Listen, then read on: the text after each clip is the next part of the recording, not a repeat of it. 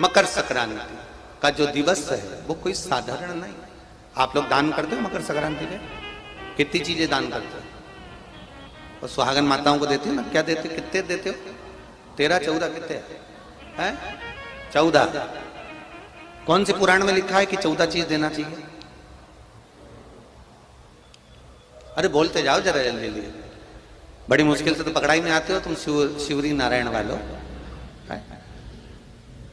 14 चीजें दान देना है। किस पुराण में लिखा है? कोई तुमसे पूछ सकता है तो महाराज आप कह सकते हो अग्नि पुराण में वर्णन आता है। कौन से पुराण में लिखा है? अग्नि पुराण में लिखा। देव ऋषि नारद भगवान विष्णु के पास जाकर पूछते हैं, नारायण कृपा करिए। भगवान विष्णु ने पूछा क्या बात है, बोलिए। देव ऋषि नारद क्या चाहते क्या हो वो बताओ। महाराज हमें इतना सा बता दो, शिव जी के यहां जाते हैं तो पहले उनके द्वारपाल से पूछना पड़ता है अंदर जाने के लिए। ब्रह्मा जी के यहां जाते हैं तो ब्रह्मा जी के द्वारपाल से पूछना पड़ता है। इंद्र के यहां जाते हैं तो इंद्र के द्वारपाल से पूछना पड़ता है। हम जितनी भी जगह जाते हैं तो कोई ना कोई द्वारपाल से हमें पूछना पड़ता है अंदर जाने के। भगवान देवऋषि नारद कह रहे हैं नारायण से कुछ ऐसी कृपा कर दो कि हमें किसी से आज्ञा लेना ही नहीं पड़े। भगवान विष्णु तो उनकी बात को बस थोड़ा सा सुने और अंदर चले गए। नारद जी को लगा हमारा तो कोई जवाब ही नहीं दिया। नारद जी वहीं पर टिक गए, खड़े रहे, नाम जाप करते। विष्णु वापिस आए और देवऋषि नारद से कहा एक काम करो, जब सूर्य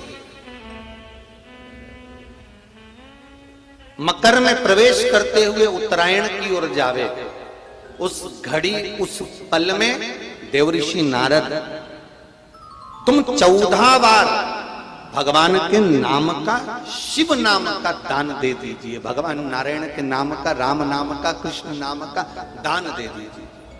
अब देखो यहां पर यह नहीं लिखा कि प्लास्टिक का डब्बा दो। समझ लेना जी हो अच्छे से कि लोगों ने दान को कितना भ्रष्ट कर दिया वो बताया जा रहा है। अग्नि पुराण में यह नहीं लिखा कि तुम प्लास्टिक की चाय की चन्नी दो 14,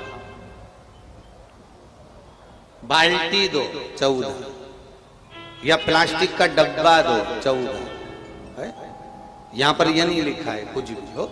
यहां क्या लिखा अग्नि पुराण में कि मकर संक्रांति के दिन जब सूर्य उत्तरायण भाव में प्रवेश करे, मकर में जावे, उस समय पर देवऋषि नारद तुम्हारे मुख से अगर 14 बार भगवान के नाम का दान 14 जीवों को दे आओगे तो किसी भी देवता के पास जाओगे तुम्हें परमिशन की जरूरत नहीं पड़ेगी, तुम डायरेक्ट प्रवेश कर जाओगे। डायरेक्ट। अब तुमको अगर वैकुंठ में डायरेक्ट प्रवेश करना हो तो बिना पूछे, तो उसके लिए कहा ही मकर संक्रांति पे दान दो। तो किस चीज का दान देना है महाराज? प्लास्टिक का डब्बा नहीं, बाल्टी नहीं, चन्नी नहीं, फिर किस चीज का नाम? तो कहा अगर देवर्षि नारद आप दान दे रहे हो तो 14 नाम का दान दीजिए। 14 जीवों को नाम का दान दे दो, भगवान के नाम का भजन करो।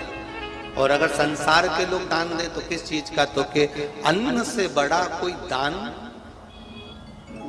अन्न से बड़ा कोई दान नहीं। अच्छा, कई लोग कहते हैं कि सूर्य की उत्तरायण का क्रम है, ये क्रम है, ये पूजन का क्रम है, तिल्ली के लड्डू का क्रम है?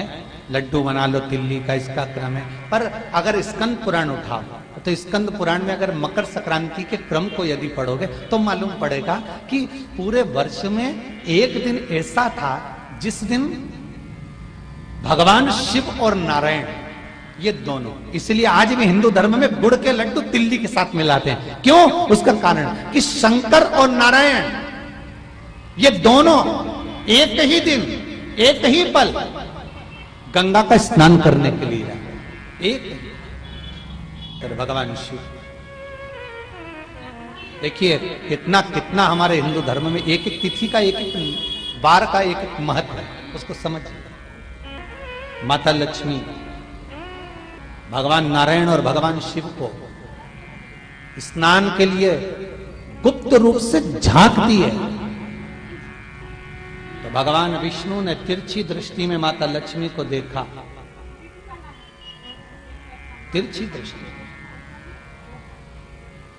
तो माता लक्ष्मी को देखकर भगवान विष्णु शिव जी को देखे तो शंकर भगवान ने कहा, नारायण हमने देख लिया, महारानी लक्ष्मी झांक रही है, हमने वर दे दिया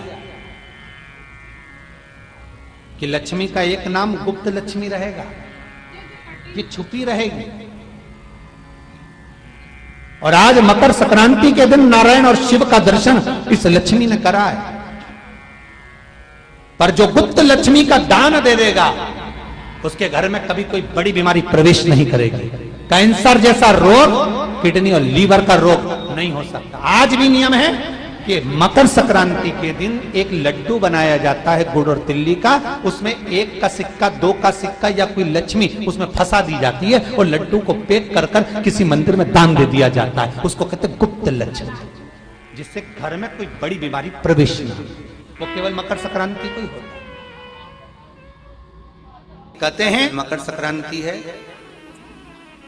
जिस समय पर कल सूर्य उत्तरायण आ जाए और पहले दिन उत्तरायण के दिन ही जब संध्या का समय होता है, शाम का समय होता है, महाराज संध्या का जो समय होता है शाम का, अगर कोई बच्चा पलंग पर बाथरूम करता हो, गंदगी करता हो, सारी औषधि कर ली, दवाई कर ली, और या बच्चा रात्रि को उठकर चिड़चिड़ करता हो या रोता हो रात भर, महाराज उसके लिए, या माता के स्तनों में बच्चे को पिलाने के लिए दूध ना आता हो उसके लिए, या बच्चा रुदन करता हो या बच्चा गंदगी करता हो उसके लिए, कल शाम के समय पर प्रथम दिन में जब भगवान उत्तरायण आ रहे हैं मकर राशि के अंतर्गत, तो शाम के समय पर मकर संक्रांति के दिन गुड़ को पानी में मिलाकर शिवजी पर लेपन कर दो, उसी हाथ को बच्चे को मंदिर के बाहर चटा दो महाराज, फिर वो पलंग पर कभी गंदगी नहीं करेगा।